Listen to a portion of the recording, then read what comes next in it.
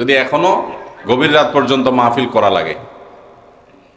তো এই জন্য যুবক ভাইরা যারা মাহফিল আয়োজন করেছেন, অনুগ্রহ করে পরবর্তীতে রাত 10টার মধ্যে মাহফিল ক্লোজ করার চেষ্টা করবেন।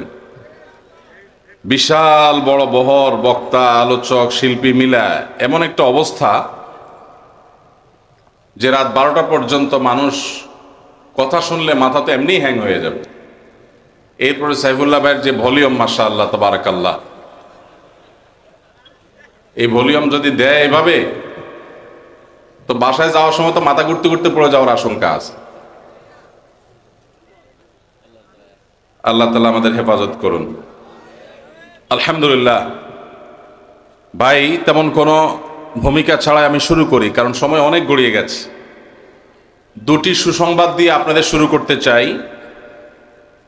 প্রিয় দেবিদ্বারবাসী বিশেষ করে, আর সাধারণভাবে পুরো কুমিল্লা জেলার মানুষদেরকে বলছি, আস-সুন্নাহ ফাউন্ডেশনের মাদ্রাসার একটি শাখা দেশের বিভিন্ন জায়গায় তো বটে, এমনকি ঢাকা শহরের বিভিন্ন প্রান্তে খোলার জন্য অনেক ভাইদের আবেদন, অনুরোধ আমাদের কাছে এসেছে। সে সমস্ত আবেদন অনুরোধগুলো বিবেচনা করার মতো সার্বিক সামর্থ্য, সুযোগ বা তৌফিক আমাদের খুব একটা হয়ে ওঠেনি। আমাদের ঢাকায় মাদ্রাসার যে মূল ব্রাঞ্চ,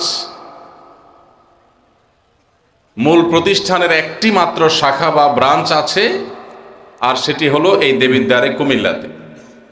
দেশের এত জেলা শহর থাকতে, বিভাগীয় শহর থাকতে এই জায়গায় কেন? এর উত্তর আমি এর আগে দিয়েছি। আপনাদের এই দেবিদ্বারের ছোট শালঘরের বাসিন্দা জনাব তোফায়েল আহমেদ সরকার তুহিন, যিনি ডেনমার্ক প্রবাসী, আমাদের মুরব্বী জনাব বাকি সরকারের ছেলে, তিনি দীর্ঘ অনেক বছর যাবৎ আমাদের অফিসে যাওয়া আসা, যোগাযোগ, এবং তিনি চেষ্টা করেছেন এখানে যেন মাদ্রাসাতুস সুন্নাহর একটা শাখা হয়। বহু কষ্টে, বহু পরিশ্রমে আল্লাহর বান্দা এটাকে দাঁড় করিয়ে ছেড়েছেন। আমাদেরকে তিনি এখানে এনেই ছেড়েছেন।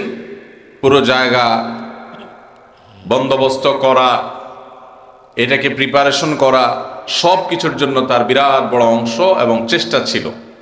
তো যার ফলে এখানে মাদ্রাসাটি এসেছে।